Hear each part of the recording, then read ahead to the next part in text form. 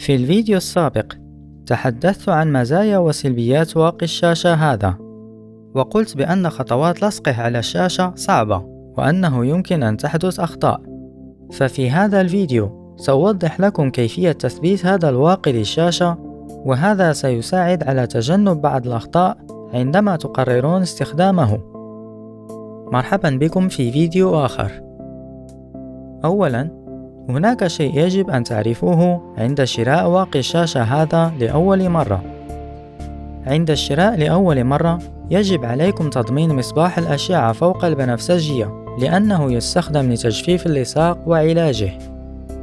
نظرياً يمكنكم الاعتماد على أشعة الشمس لعلاج اللصاق، لأن أشعة الشمس تحتوي أيضاً على الأشعة فوق البنفسجية. ولكن بما أن النسبة يمكن أن تكون مختلفة حسب الموقع والطقس، فلا أعرف كم من الوقت سيستغرق علاج اللصاق باستخدام أشعة الشمس. وأيضاً أشعة الشمس المباشرة لفترات طويلة ليست جيدة للإلكترونيات، لذلك من الأفضل استخدام هذا المصباح لعلاج اللصاق. في الصندوق ستجدون الكثير من الأشياء. هناك إطار بلاستيكي الذي سيثبت الهاتف في مكانه، وبعض الأدوات الأخرى التي ستساعد في وضع واقي الشاشة بأكثر دقة. ستجدون أيضاً واقي شاشة بالطبع، وقارورتين للصاق، وبعض أقمشة التنظيف، وبعض شريط اللاصق لتغطية الفتحات، ووسادات الامتصاص التي ستمتص أي لصاق زائد، والمستندات المعتادة. كما ترون هناك قارورتين للصاق، فإذا ارتكبتم خطأ فلا تزال لديكم فرصة أخرى. لكن أتمنى بعد مشاهدة هذا الفيديو أن تنجحوا في المحاولة الأولى. الآن قبل تثبيت واقي الشاشة من المهم تنظيف المكان والمناطق المحيطة، لأنه إذا دخل الغبار بين الشاشة والواقي ستتشكل فقاعات، ويمكن للجزيئات الصغيرة أن تحجب الصورة. ومن الجيد أيضا غلق الأبواب والنوافذ لمنع دخول رياح مغبرة من الخارج. بعد ذلك نقوم بإيقاف تشغيل الهاتف، ونستخدم هذه القطع من الشريط اللاصق لتغطية جميع الفتحات الموجودة على الهاتف لمنع اللصاق من الدخول إلى الداخل. هذه الخطوة مهمة جدا، لأنه إذا وصل اللصاق إلى الأزرار فقد تبقى في الموضع المضغوط، وإذا وصل إلى الميكروفون أو مكبر الصوت فستجدون مشاكل أثناء المكالمات، وسيكون من الصعب جدا تنظيف اللصاق دون تفكيك الهاتف. لذا قوموا بهذه الخطوة في مكان جيد للإضاءة، وتأكدوا من تغطية جميع الفتحات جيدا. بالنسبة لمكبر الصوت الأمامي، نستخدم هذا الملصق لتغطية الفتحة دون التداخل مع واقي الشاشة في الخطوات اللاحقة. ولكن قبل أن نغطي المكبر الأمامي نقوم بتنظيف الشاشة باستخدام المنديل الكحولي وقماش التنظيف، ثم نضع الهاتف في الإطار، ثم نأخذ الملصق، ثم نقوم بمحاذاة هذا الشق مع هذا الجزء من الإطار، ثم نلصقه على الشاشة. بهذه الطريقة لن يتداخل الشريط اللاصق مع واقي الشاشة في الخطوات اللاحقة. بعد ذلك نضع النصف العلوي من الإطار، ونضع وسادتي الامتصاص على الجانبين. هذه سوف تمتص اللصاق الزائد في الخطوات اللاحقة، ولكن تأكدوا من أن الوسادات مستقيمة وأنها لا تمر عبر الشاشة. الآن نتحقق مرة أخرى من عدم وجود غبار على الشاشة، وإذا كان لا يزال هناك بعض الغبار فيمكننا استخدام هذا الملصق لتنظيفه. وعند تنظيف الشاشة باستخدام هذا الملصق دائما قوموا بالحركات الرأسية فقط، لأنه إذا قمتم بجر الملصق أفقيا فسوف تلتصق المادة اللاصقة للملصق بالشاشة، وستترك علامة يجب تنظيفها بالكحول.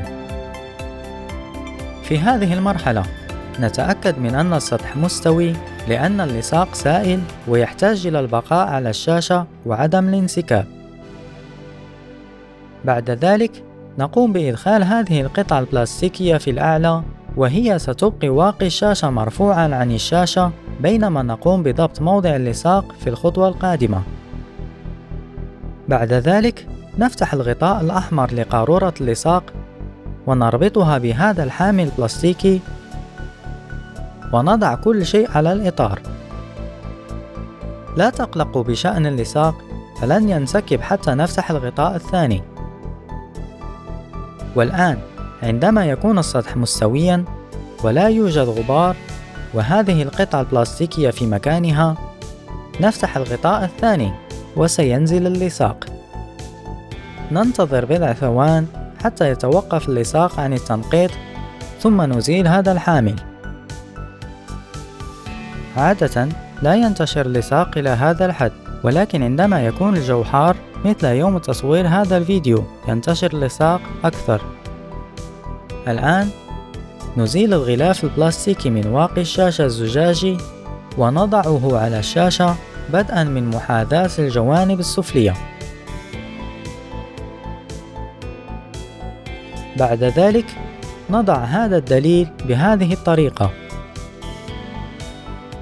يوضح لنا هذا الدليل أين يجب أن يكون اللصاق قبل إزالة هذه القطعة البلاستيكية. الآن نقوم بإمالة كل شيء بعناية وببطء حتى يدخل اللصاق داخل هذه الدائرة، ثم نزيل هذه القطعة البلاستيكية. عادة يلتصق اللصاق بواقي الشاشة عندما يصل إلى هذه الدائرة، ولكن في هذا المثال لم يحدث ذلك لأن الجو الحار أدى إلى انتشار اللصاق أكثر في البداية، مما أدى إلى نقص في علو اللصاق وبالتالي التصاقه بالواقي بعد مسافة أطول، ولكن هذا ليس مشكل كبير. والآن لا نلمس الشاشة وننتظر أن ينتشر اللصاق ويغطي الشاشة بأكملها. هذا سيستغرق 80 ثانية على الأقل. إذا تشكلت بعض الفقاعات فما عليكم سوى الانتظار لفترة أطول وستخرج بمفردها، ولكن إذا لم تخرج حتى بعد الانتظار لفترة طويلة فاستخدموا قلم واضغطوا برفق على واقي الشاشة حتى تتخلصوا منها. وبعض الفقاعات الصغيرة تختفي عبر الذوبان عند الضغط على واقي الشاشة. بمجرد أن يغطي اللصاق الشاشة بأكملها نزيل هذا الدليل ونستخدم ضوء الأشعة فوق البنفسجية لعلاج الجزء العلوي من الشاشة لمدة 15 ثانية، ثم 15 ثانية أخرى للجزء السفلي من الشاشة. وكما هو موضح هنا، ضغطة واحدة تشغل الضوء لمدة 15 ثانية وضغطتين تشغل الضوء لمدة 60 ثانية. في هذه المرحلة لا يكون اللصاق جافا تماما، لذلك فهو الوقت المناسب لتنظيف اللصاق من جوانب الهاتف. فنزيل الهاتف من الإطار برفق ونتجنب لمس الشاشة، ثم نزيل الأشرطة ونمسح الجوانب بالمنديل الكحولي بلطف. وكونوا حذرين عند تنظيف قرب الشاشة، امسحوا برفق فقط على طول الشاشة. إذا قمتم بالمسح بهذه الطريقة يمكن لواقي الشاشة أن يخلع. بعد التنظيف نعيد عملية المعالجة، ولكن هذه المرة نضيء الشاشة لمدة 60 ثانية. نبدأ من الأعلى ثم المنتصف ثم الأسفل، ثم نفعل هذا مرة ثانية. وهذه هي النتيجة النهائية. التثبيت صعب ولكن واقي الشاشة ممتاز. الآن كل ما تبقى للقيام به هو إزالة البصمات القديمة وتسجيلها من جديد. أتمنى أن تنجحوا في تثبيت واقي الشاشة هذا بمساعدة هذا الفيديو. وفي حالة إذا ارتكبتم خطأ، ببساطة نظفوا الشاشة والواقي جيدا، ثم حاولوا مرة أخرى باستخدام قارورة اللصاق الثانية. وحظ سعيد. إذا وجدتم هذا الفيديو مفيدا اضغطوا على لايك واشتركوا للمزيد من الفيديوهات. وإذا كان عندكم أي سؤال أو أي شيء للإضافة ضعوا تعليق، وشكرا على المشاهدة.